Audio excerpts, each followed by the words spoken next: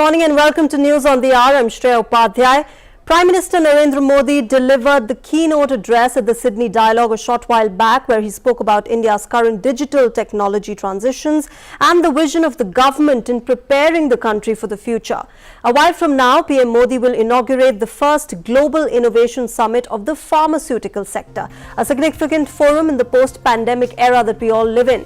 Now, focus also remains on the rainfall situation in Tamil Nadu and the air quality of Delhi. We'll get you all of these updates on this and much more from across the world. But first, the headlines. Prime Minister Narendra Modi delivers the keynote address at the Sydney Dialogue. Prime Minister says India is changing the challenges of the past into an opportunity to take a leap into the future. PM highlights 5 important transitions currently taking place in India.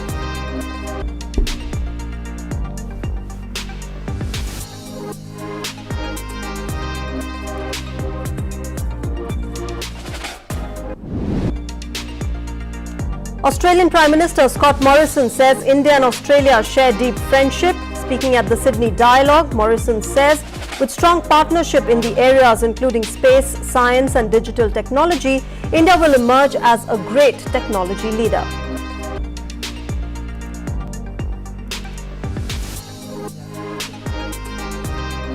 Prime Minister Narendra Modi will inaugurate the first Global Innovation Summit of the pharmaceuticals sector via video conferencing today. The initiative aims to bring together key Indian and international stakeholders to discuss and strategize priorities to foster innovation ecosystem in the pharmaceutical industry in India.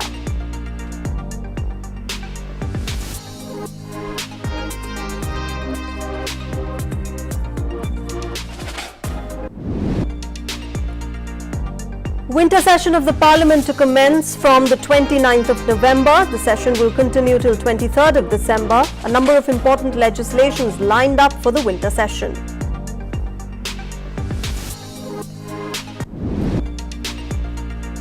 In the UNSC consultation and briefing on United Nations assistance mission in Afghanistan, India calls on the international community and countries in the region to come together, rising above partisan interests to ensure the much-needed assistance to the country.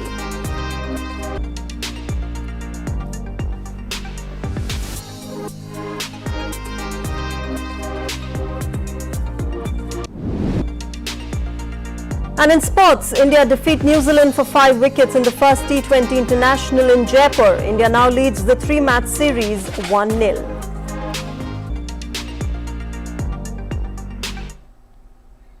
Our top story first. Prime Minister Narendra Modi has highlighted the 5 important transitions taking place in India.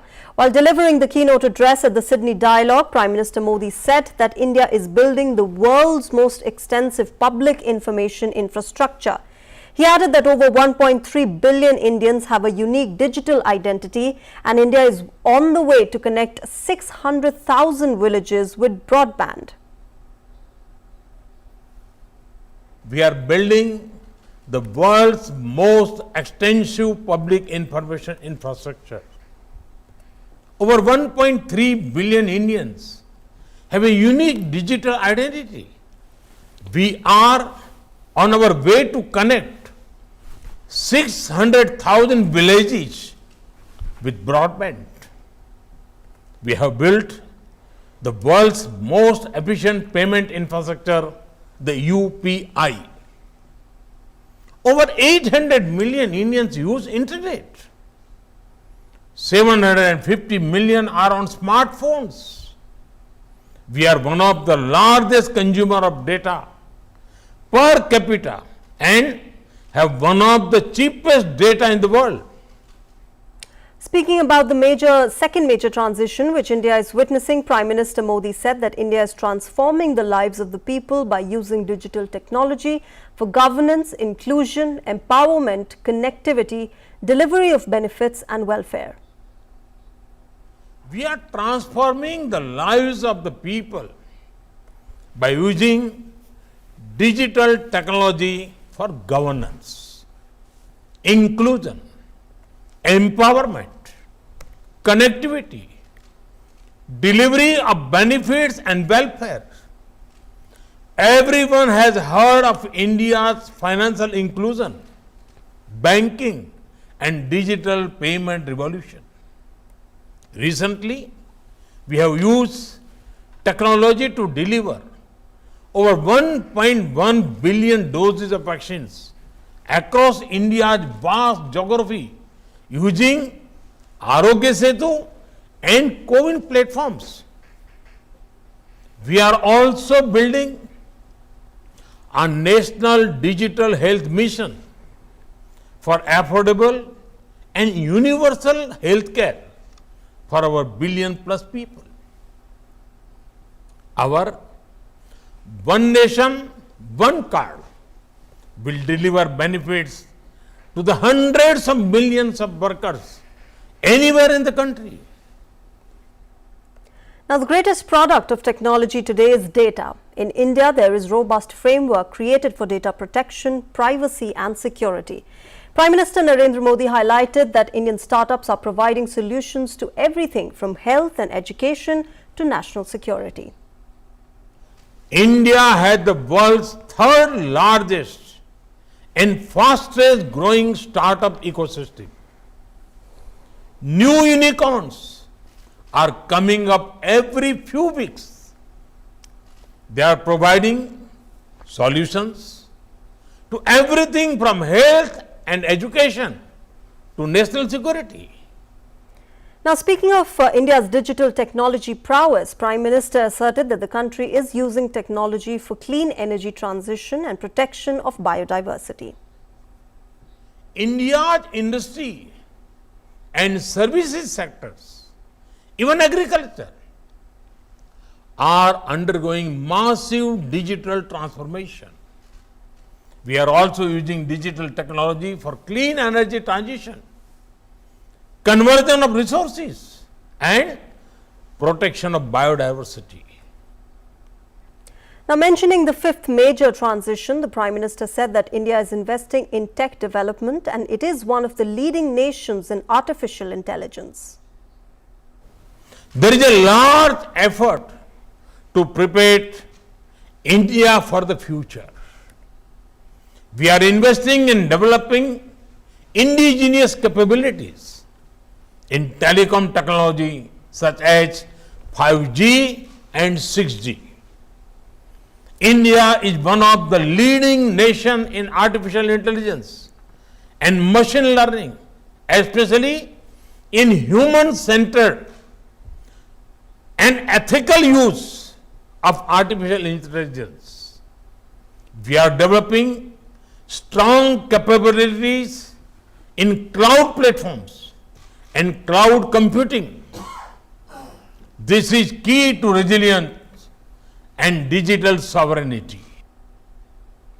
Now, the Prime Minister also spoke about India's digital platform for COVID vaccination. He said that today India offers COVID platform to the entire world free and made it open source software.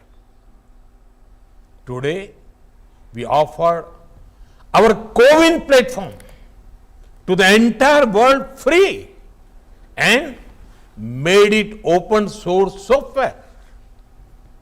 India's extensive experience with use of technology and policy for public good, including development and social empowerment, can be of great help to the developing world.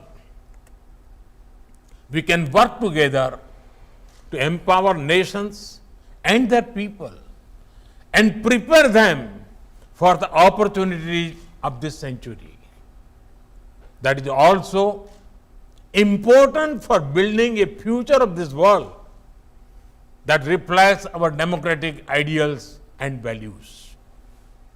Now, emphasizing on the India-Australia partnership and India's partners in the Indo-Pacific region, Prime Minister Modi said that India-Australia strategic partnership is a force for good for the region and the world. India, Australia and our partners in the Indo-Pacific region and beyond hear the call of our times, and we are prepared to rise to fulfill our responsibilities. I am confident that the Sydney dialogue will be a wonderful platform to help us shape our partnership for this age and fulfill our responsibility to the future of our nations and the world.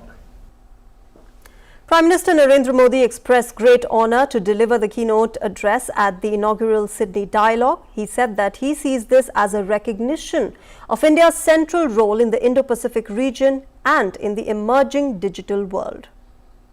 I see this as a recognition of India's central role in the Indo-Pacific region and in the emerging digital world. It is also a tribute to the comprehensive strategic partnership between our two countries, a force of good for the region and the world.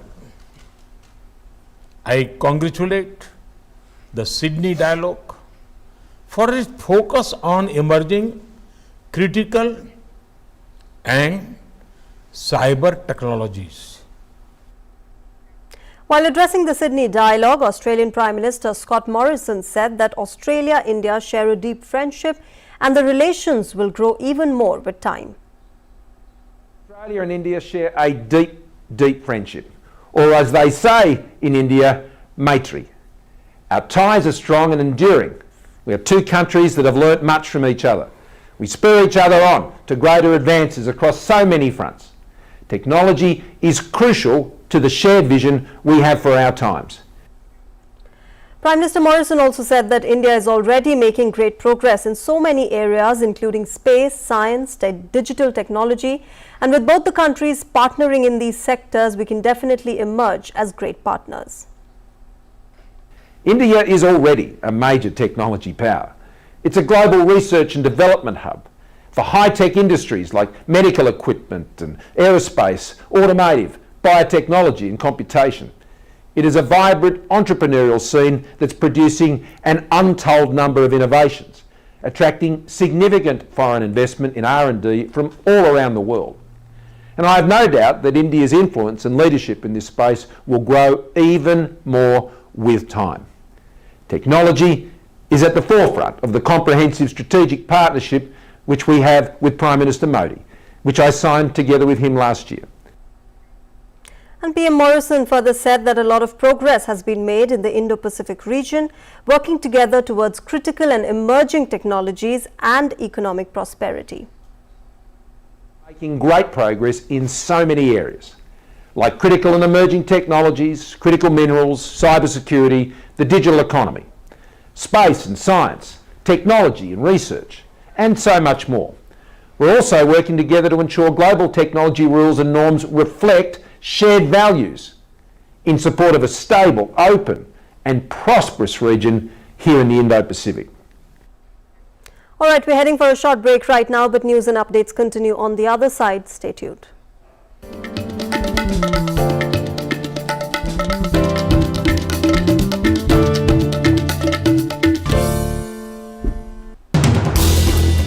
As the day unfolds and news and events take shape, we get you complete coverage of every news breaking in, tracking new developments as they happen. Midday Prime English, Monday to Friday, 2 p.m. on DD India.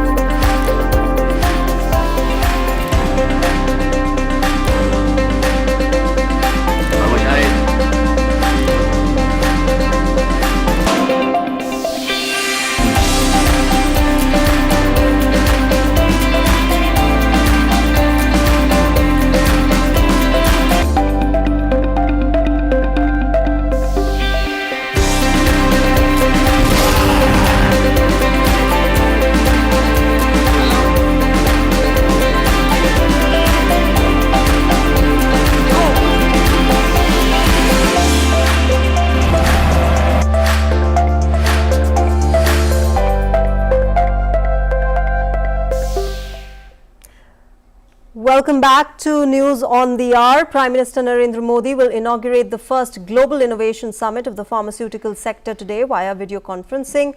Union Health Minister Dr. Mansukh Mandavia will also be present on the occasion. Now, this is a distinctive initiative that aims to bring together key Indian and international stakeholders from the government, industry, academia, investors and researchers. The stakeholders will discuss and strategize priorities to foster a thriving innovation ecosystem in the pharmaceuticals industry in India. The summit will also highlight the opportunities in the Indian pharma industry that has a huge growth potential. The two-day summit will have 12 sessions and over 40 national and international speakers deliberating on a range of subjects, including the regulatory environment, funding for innovation, industry-academia collaboration and innovation infrastructure.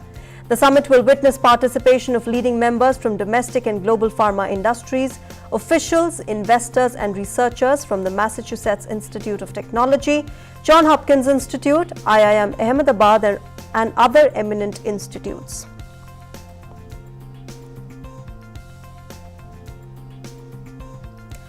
All right, my colleague Meghna Dev is joining us right now to get us an understanding of what really this means, the first Global Innovative Summit. Meghna, good morning. An extremely important summit there, the first Global Innovation Summit on the pharmaceutical sector. Couldn't have come at a better time when we all are grappling with the post-pandemic era, when India has supplied vaccines to the entire world. India is also known as the pharmacy capital of the world. So really a very, very significant time to have this very important summit.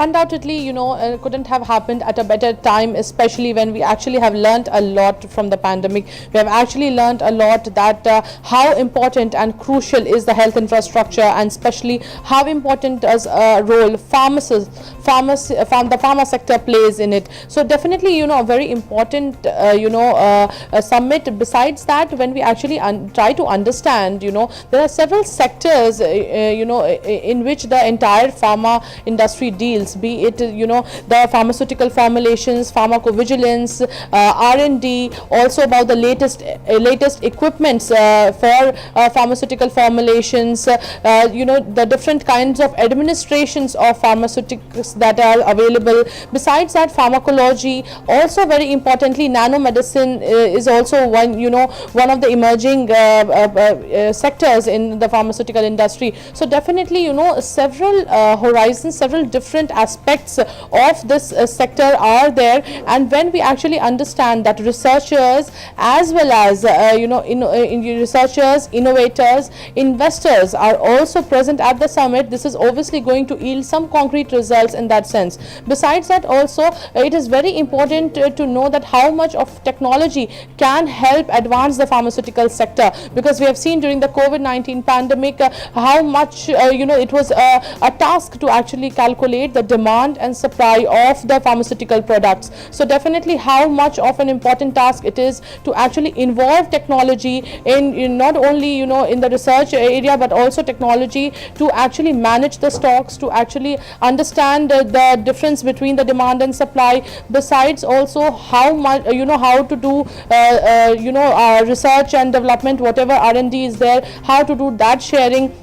That is also going to be very important. So definitely looking at the different kind of aspects that the pharmaceutical sector and the continuously evolving sector, because the pandemic has taught us a lot, and definitely the prime focus of the several sessions that are going to be conducted today with different stakeholders, researchers, investors, is definitely going to be extremely important, and Prime Minister Narendra Modi would definitely give some important dimension to it. Absolutely, and we'll have to see how that pans out, what the Prime Minister says. Thank you very much, Meghna Dev, for joining us with those inputs. So the first Global Innovation Summit on the pharmaceutical sector will be inaugurated by Prime Minister Modi in a short while from now. And of course, a huge impetus, a huge focus, of course, is on the growth of the pharma industry.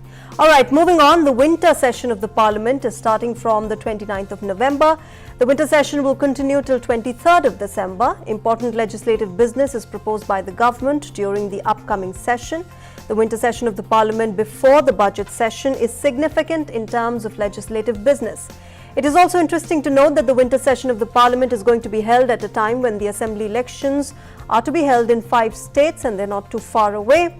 The government will try to lay those bills in the winter session which could not be introduced during the monsoon session.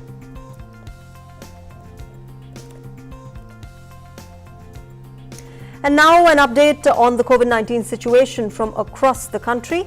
The recovery of 11,242 patients in the last 24 hours has increased the cumulative tally of recovered patients since the beginning of the pandemic to 3,38,85,132. Consequently, India's recovery rate stands at 98.28%. Sustained and collaborative efforts by the centre and the states and UTs continue the trend of less than 50,000 daily new cases that is being reported for 144 consecutive days now. 11,919 new cases were reported in the last 24 hours. The active caseload presently stands at 1,28,762. Active cases presently constitute 0.37% of the country's total positive cases, which is the lowest since March 2020. The testing capacity across the country continues to be expanded. The last 24 hours saw a total of 12,32,505 tests being conducted. India has so far conducted over 62.82 crore cumulative tests. While the testing capacity has been enhanced across the country, the weekly positivity rate at 0.94% remains less than 2% for the last 55 days now.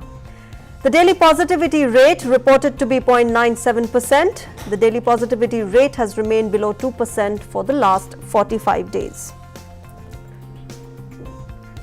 And with the administration of 73,44,739 vaccine doses in the last 24 hours, India's COVID-19 vaccination coverage has exceeded 114.46 crore today. Now, this has been achieved through 1,17,53,091 sessions.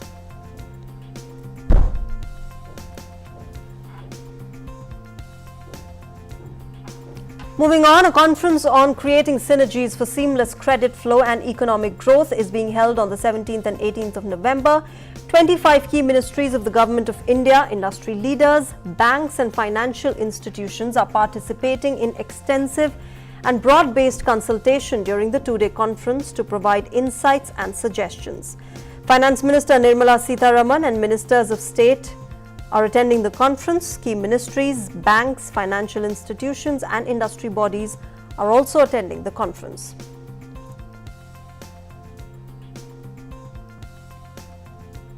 Now, our correspondent Ajay Mishra caught up with the Secretary Financial Services Debashish Panda on the current status of the banking sector. He said that interest rates are at an all-time low cutting across sectors. Public sector banks है बहुत ही मजबूत स्थिति में हैं। जो NPA है वो all time लो है। प्रोविजन कवरेज रेशियो जिसको कहते हैं, जो प्रोविजंस करते हैं, वो ऑल टाइम हाई है। सब बैंक्स प्रॉफिट्स में आ गए हैं।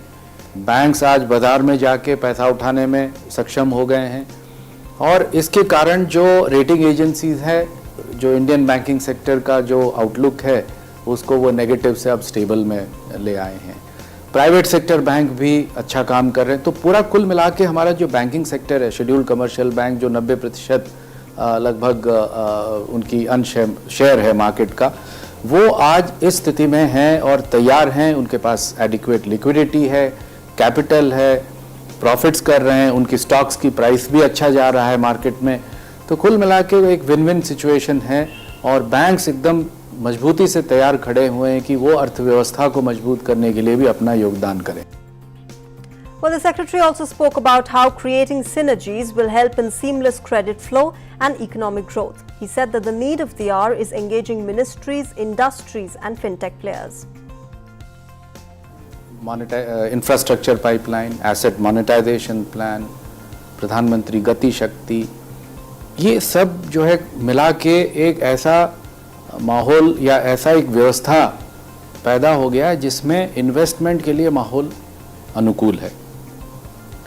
पब्लिक सेक्टर इन्वेस्टमेंट तो है ही अपने जगह, बट प्राइवेट इन्वेस्टमेंट को कैसे और बढ़ावा दी जाए, ये समझा गया कि अलग अलग मंत्रालय, अलग अलग सेक्टर, उसको कैसे एक सामंजस्य लाया जाए। जैसे फॉर एग्जांपल एनर्जी सेक्टर में आपका पेट्रोलियम है, कोल है, नेचुरल गैस है, कन्वेंशनल पावर है, नॉन कन्वेंशनल एनर्जी है जैसे रिन्यूएबल्स है।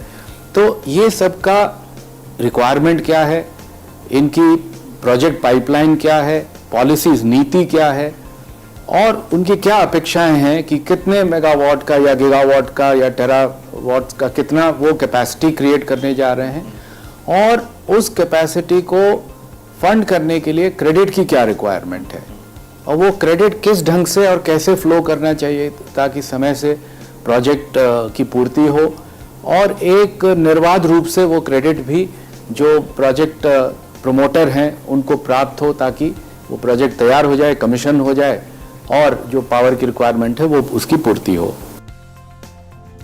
Let's shift focus to down south now. 18 districts in Tamil Nadu, including Chennai, Theni, Tuticorin and Dindigul, have announced closure of schools and colleges for the day in the wake of continuing rainfall. Salem, Tiruchirappalli and Tiruvannamalai have declared a holiday only for schools. Meanwhile, Chennai received 2 centimeters of rainfall last night. However, IMD has issued a red alert and has predicted extremely heavy rainfall today in Chennai and adjoining districts of Tiruvallur, Kanchipuram and Ranipet districts due to a low pressure that has formed off the Tamil Nadu coast. In Chennai, a war room has been set up at the city corporation where officials are monitoring the situation. The weather office has advised fishermen against venturing into the west, central and southwest Bay of Bengal along the coast of North Tamil Nadu and South Andhra from November 18th onwards, that's today.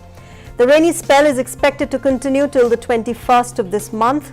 At least 14 people have lost their lives in the southern state due to the recent heavy rains. Besides, massive flooding and waterlogging were witnessed in several areas, including Chennai. My colleague Philip Matthews is joining us for more updates on the situation in Tamil Nadu. Now, Philip, good morning. Extremely concerning situation there. Rainfall has been forecast today as well. First of all, tell us what is the ground situation today? How's the weather?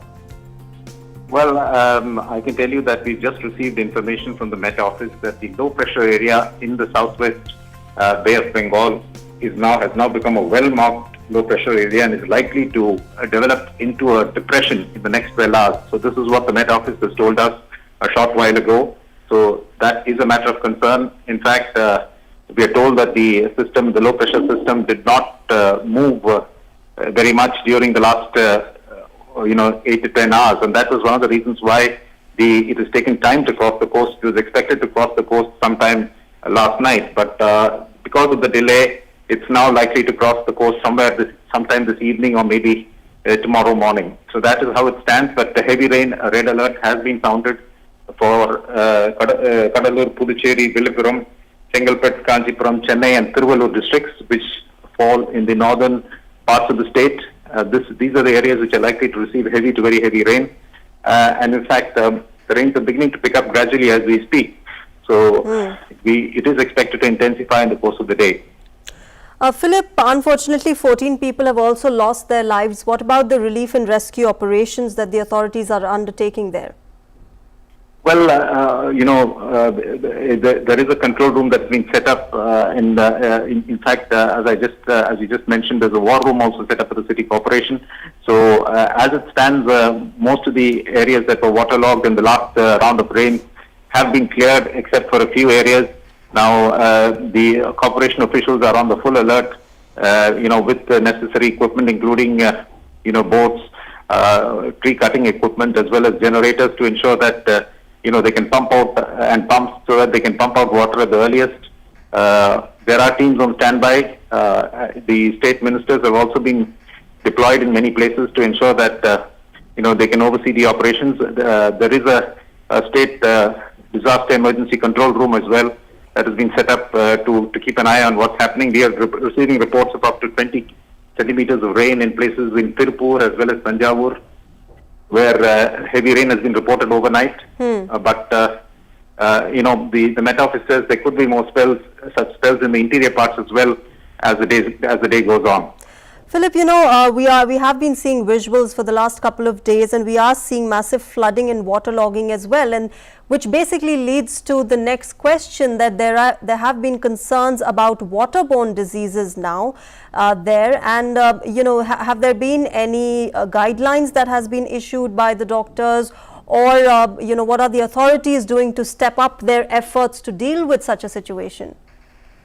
Well, the State Health Secretary has written to all district collectors to be on their vigil, to ensure that there's no outbreak of waterborne or other diseases, to maintain their vigil alongside the current COVID protocols, to ensure that in the focus on COVID, the attention that is being given to waterborne diseases every monsoon is not diluted.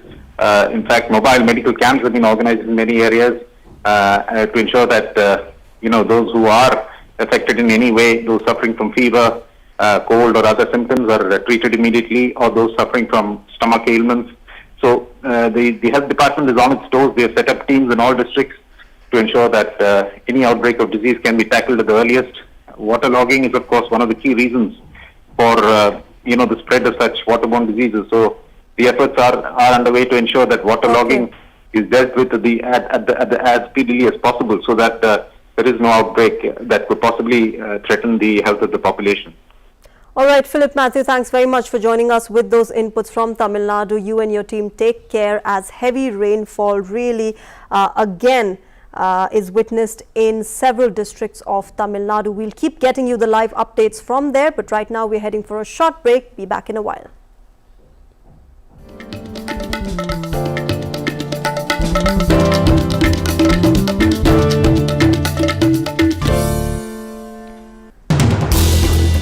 As the day unfolds and news and events take shape, we get you complete coverage of every news breaking in, tracking new developments as they happen. Midday Prime English, Monday to Friday, 2 p.m. on DD India.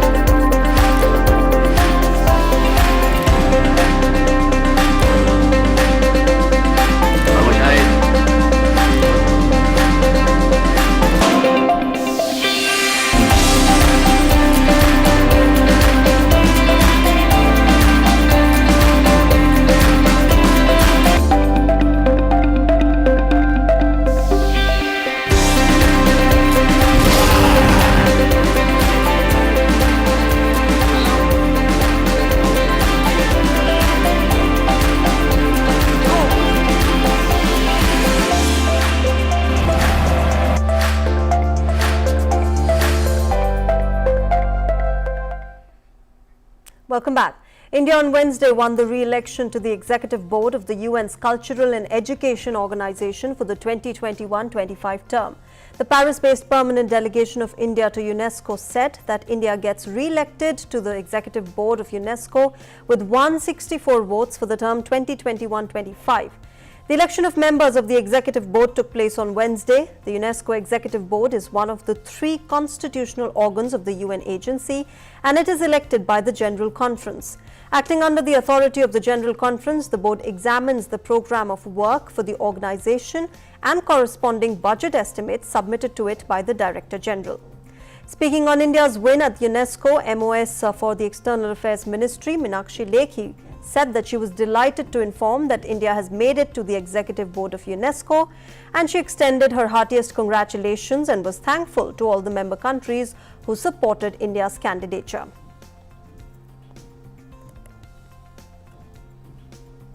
India reiterated its commitment to assure humanitarian assistance to Afghanistan in the UNSC consultation and briefing on United Nations assistance mission in Afghanistan. Now, during the consultation, India's permanent representative to United Nations, T.S. Tirumurthy, said that India called on the international community and countries in the region to come together, rising above partisan interests to ensure much-needed assistance to the country. He highlighted that India has been contributing significantly to the development of Afghanistan over the last 2 decades. He said that India is once again ready to deliver urgent humanitarian aid to Afghanistan, including food grains and medicines to the people of Afghanistan. India also highlighted that the humanitarian assistance should be non-discriminatory and accessible to all, irrespective of ethnicity, religion and political belief. India also identified that terrorism continues to pose a serious threat to Afghanistan and to the region. India also said that the welfare, well-being and expectations of the Afghan people should be the focus when the future mandate of UNAMA is decided by the Council in 2022.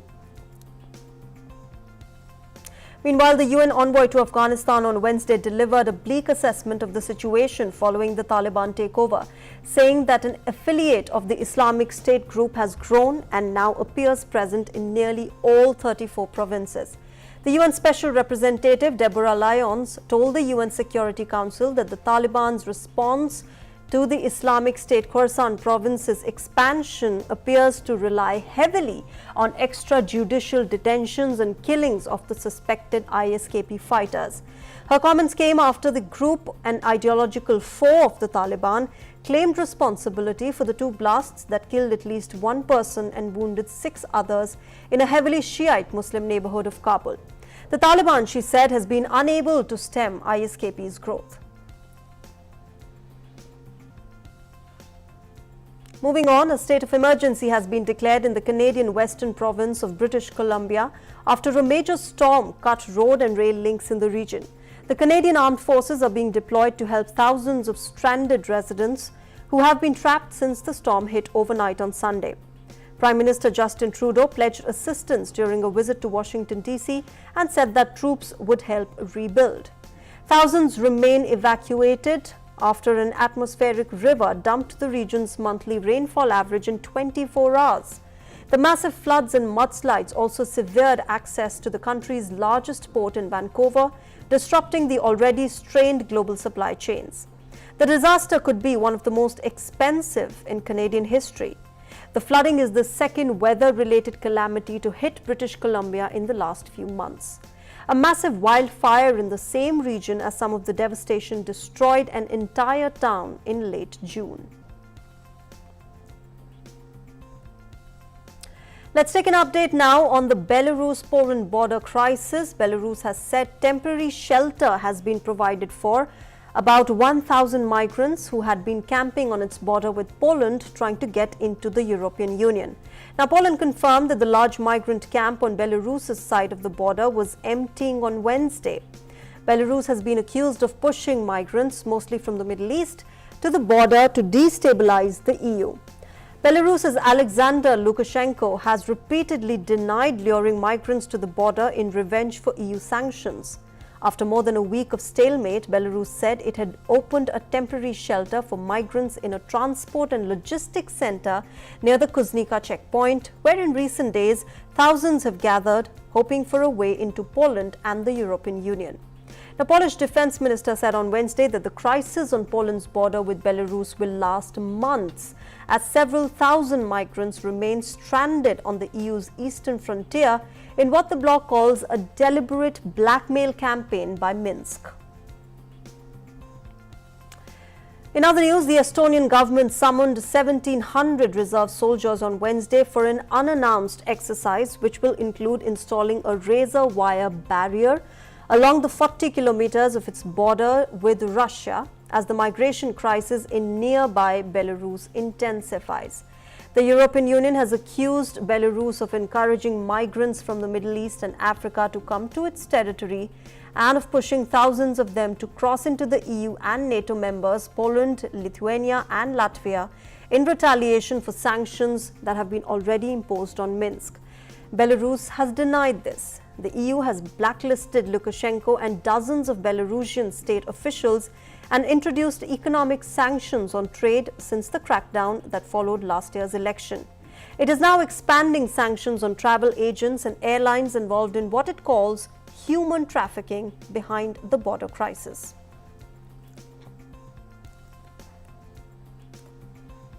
A federal judge on Wednesday sentenced the US Capitol rioter known as Kuan and Shaman for his horned headdress to 41 months in prison for his role in the deadly January 6th attack by followers of the then President Donald Trump. Prosecutors had asked US District Judge Royce Lamberth to impose a longer 51-month sentence on Jacob Chansley, who pleaded guilty in September to obstructing an official proceeding when he and thousands of others stormed the building to try to stop the Congress from certifying President Joe Biden's election. The sentence matches one Lamberth imposed on a former mixed martial artist filmed punching a police officer during the violence and who was sentenced last week to 41 months in prison. The two are the stiffest sentences handed down in any of the roughly 675 riot prosecutions.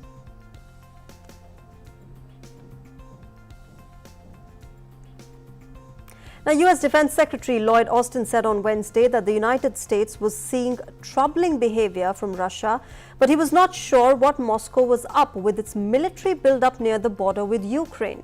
Austin said at a press conference, and I quote, "We are not sure exactly what Mr. Putin is up to, but these movements certainly have our attention, and I would urge Russia to be more transparent about what they're up to," unquote. British Prime Minister Boris Johnson admitted on Wednesday that the way he handled the findings of a report into a Conservative lawmaker's paid second jobs was a mistake.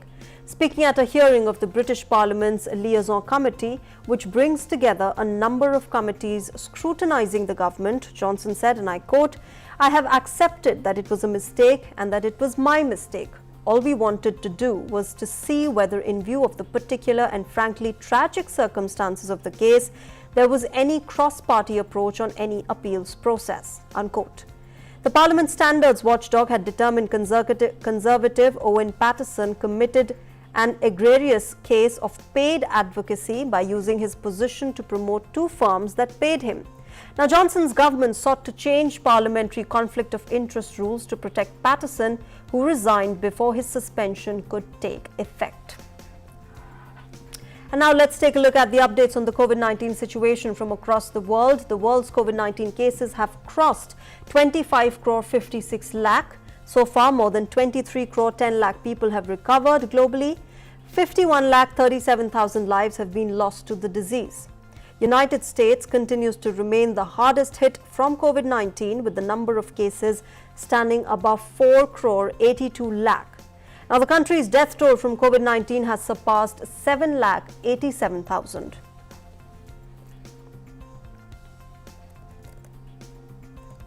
Now, being the worst hit country by the pandemic so far, United States has said that 80% of Americans 12 years and older have received at least one COVID-19 vaccination dose. White House Coronavirus Coordinator Jeff Zients announced on Wednesday and highlighted a promising milestone in the efforts to curb the spread of the deadly virus. Zients also said 2.6 million kids aged between 5 and 11 will have gotten their first shot of the COVID-19 vaccination by end of Wednesday. United States plans to invest billions of dollars in expanding the COVID-19 vaccine manufacturing capacity and make available an additional 1 billion doses per year. Activists have pressured President Joe Biden's administration to increase vaccine supply to poorer countries. Belgium, meanwhile, tightened COVID-19 restrictions on Wednesday, mandating wider use of masks and enforcing work from home as cases spiked in the country's fourth COVID-19 wave. From Saturday, all people in indoor venues such as cafes and restaurants will need to wear a mask unless seated, and the rule will apply to those aged 10 years and older. The previous age threshold was 12. People wanting to eat in a restaurant or go to the theatre already must present a COVID pass showing vaccination, a negative test or a recent recovery. Now, most Belgians will also have to work from home 4 days a week until mid-December and for 3 days per week after that. Belgium has one of the highest cases per capita rates in the European Union, behind only the Baltic and former Yugoslav nations and Austria, at around 1 per 100 people over the past 14 days, which is according to the European Centre for Disease Prevention and Control. Meanwhile, Germany. Well, people in Germany are rushing to get vaccinated against the coronavirus as infections soar and governments impose restrictions on the unvaccinated. Germany has among the lowest rates of vaccination in Western Europe and is now the epicenter of a new wave of the pandemic as winter grips the continent. The German Health Ministry said that 4,36,000 people received a shot on Tuesday, including 3 lakh boosters, which is the highest number in about 3 months. Queues have been forming at vaccination centers around the country. About 68% of Germany's population is fully vaccinated against the virus, well behind Italy and Spain that were much harder hit. Parts of Germany are demanding proof of vaccination or recent recovery from COVID-19 for all indoor leisure activities. Germany reported over 52,000 new infections on Wednesday, while the total death toll stood over 98,274.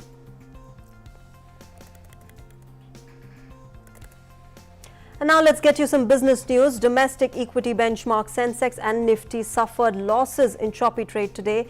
The gains in financial and consumer stocks were offset by losses in IT and automobile. Shares limited the upside. Sensex has toppled over 400 points. Nifty lost over 160 points and is near 17,730. The stock Paytm has listed lists at discount, Sapphire at premium. Asia-Pacific markets, meanwhile, traded mixed on Thursday following the overnight losses on Wall Street and, of course, as well as shares in Japan, Hong Kong and the Chinese mainland struggled for gains. Some of the major tech names listed in Hong Kong, including Alibaba, Baidu and Tencent, declined sharply. Oil prices extended losses on Thursday during Asian trading hours. Brent crude futures fell 0.52% to $79.86 a barrel, while the U.S. West Texas Intermediate crude futures dropped to 1.7% to $77.52. And taking a look at the U.S. stocks, the Wall Street benchmarks closed down on Wednesday on inflation fears and supply chain concerns, with investors betting the Federal Reserve will raise interest rates sooner than expected to tame rising prices. According to preliminary data, the S&P 500 lost 11.78 points to end at 4,689.12 points, while the Nasdaq Composite lost 50.81 points to 15,923.04. The Dow Jones Industrial Average fell 208.7 points to 35,934.15. All right, shifting focus to sports now. India started the 3-match T20 home series against New Zealand with a thumping win. India defeated New Zealand by 5 wickets in the first match played in Jaipur on Wednesday. India achieved the target of 165 runs to win over the Kiwis for the loss of 5 wickets with 2 balls to spare. For India, captain Rohit Sharma and Suryakumar Yadav made an important contribution to the victory by batting brilliantly. Suryakumar Yadav made 62 runs and captain Rohit Sharma made 42 runs. Rishabh Pant, meanwhile, played an important innings of 17 not out of 17 balls. Earlier, New Zealand scored 164 for 6. With this victory, India has also avenged the defeat against New Zealand in the T20 World Cup this year. India have now taken a 1-0 lead in the 3-match T20 International Series. From cricket, let's shift focus to badminton. Indian shuttler Kidambi Srikanth started his campaign with a win in the Indonesia Masters Badminton Tournament. In the first round, Srikanth defeated Christo Popov of France 21-18, 15-21, 21-16. Now, it took Srikanth 1 hour and 15 minutes to win this match. HS Pranoy also made it to the next round. Pranoy defeated Malaysia's Liu Darren 22-20, 21-19. In mixed doubles, meanwhile, Dhruv Kapila and N. Sikki Reddy have managed to reach the second round. The Indian pair made a comeback to beat second-seed Indonesian pair of Praveen Jordan and Melati Diva Oktavianti 21-11, 22-20. India, however, witnessed defeat in the men's singles. Parupalli Kashyap crashed out after losing in the first round. Kashyap defeated Hans Christian Solberg Wittingis of Denmark 10-21, 19-21.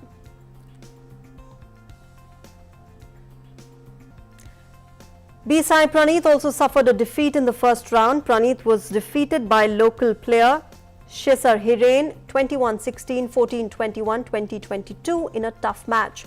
Praneeth gave a tough fight to Hiren in a match that lasted for 1 hour and 8 minutes, but he could not win.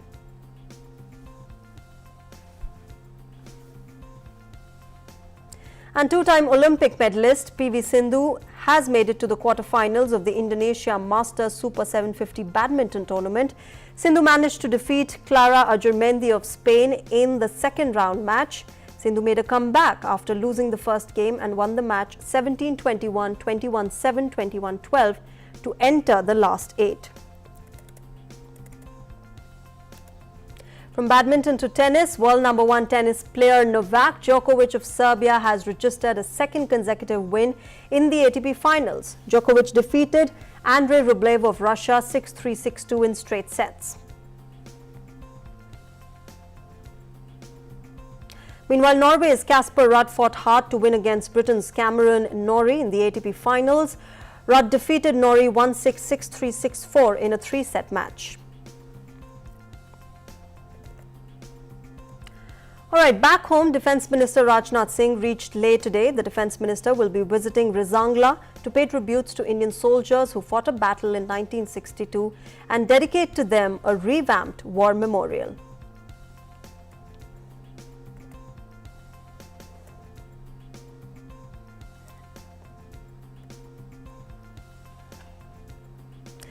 Moving on, known for its connections to the British royal family this year, a section of Windsor Great Park will be lit up and guests will be given the chance to enjoy a range of colourful light and sound installations. Opening to the public from today, Windsor Great Park Illuminated promises to offer dazzling lights and breathtaking projections. Take a look at these visuals.